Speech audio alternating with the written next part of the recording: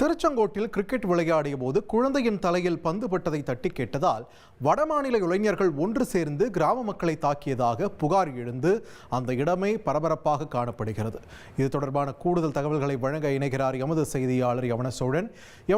வணக்கம். இந்த புகாருடைய முழு பின்னணி என்ன? கிராம மக்கள் தரப்புல இருந்தும் அந்த வடமாநில இளைஞர்கள் தரப்புல இருந்தும் என்ன சொல்றாங்க? விசாரணையின் தற்போதைய தகவல்கள் நமக்கு தெரிவிப்பது என்ன? வணக்கம். நாமக்கல் மாவட்டம் திருச்செங்கோடு நகராட்சிக்கு உட்பட்ட செங்கோடம்பாளையம் பகுதியில தனியார் ரைசிங் மில்ல 10க்கும் மேற்பட்ட வடமாநில தொழிலாளர்கள் தங்கி பணிபுரிஞ்சிட்டு இருக்காங்க. இவங்க தினந்தோறும் பக்கத்துல இருக்க காலி இடத்துல கிரிக்கெட் விளையாடுறது வழக்கம். அப்படி இன்னைக்கு விளையாடும் போது அந்த கிரிக்கெட் பந்து 9 மாத குழந்தை தலையில பட்டதா கூறப்படுது.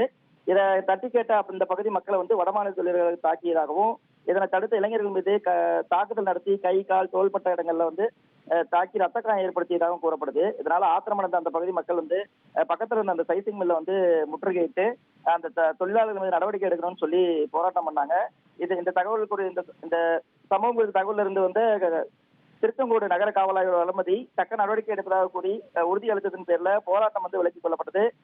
மேலும் இந்த சம்பவம் காரணமா செங்கோடம்பாளையம் பகுதியில பெரும் பரபரப்பு ஏற்பட்டது.